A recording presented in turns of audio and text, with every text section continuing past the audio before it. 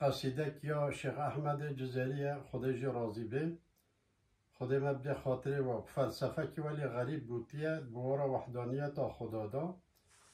دنگ من نخواشه فقط از الگوری دنگ خواه بیجم بلکه دیساجی معناوی بفهمید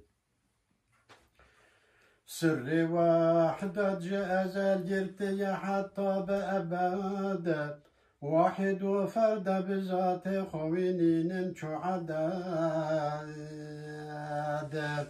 دقيدم دا أزل عيني أبد هردو يكيان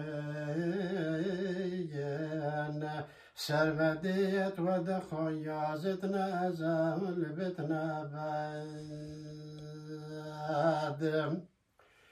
فرق واحد جاء أحد لد مقام صمدي بحقيقة كو يكن هردو واحد شاحد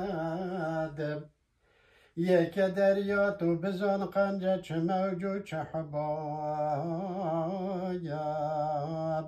عيد أصل داكو حمية آفش آوش جمايد یک دریا تو بزن قنجه چه موجود چه حباب ده اصل دا کو همی آوه چه آوه چه جمعید آوه تاب احدیت ده خدا گرتی یکیونه آینه کو عورک هیلیه گرتی چاوه مرمد های خیم حسن زاوات پتولا تاج جمالا صمدم جمی سالا صنم وکو تجولا یا صمد غیر دریانی صحرا به حقیقت اما یا ای جروی کیفکو ایب آب بویوی شبه زبد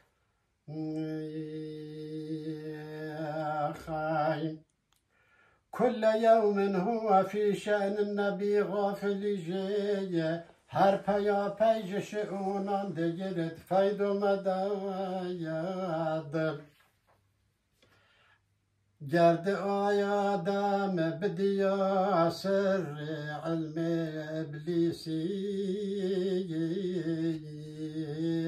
أي حينما أبصره يكبر حينا وسجد ويخاي چه زمان و چه مکان و چه جهات و چه حدود چه مقادیر و تفاصیل و حساب چه عدد چه منافات و لزوم چه قیاس و چه میسایاله اف چه تولید و چه ترکیب و چه روح چه جسد خایم سبع جزيد درت قوة دراك إمام أي رجع العقل كليلا ومتى قام قعد سبع جزيد درت قوة دراك إمام رجع العقل كليلا ومتى قام قعد حيرة عجز سرانجام دباب نظر ویگه کی به خالق نظر قاصر ما مخلوق رساید گفتگوی معرفت چندی ملا پیدا بکویگی آی گوهر معرفت ناگهت من کس بغیرت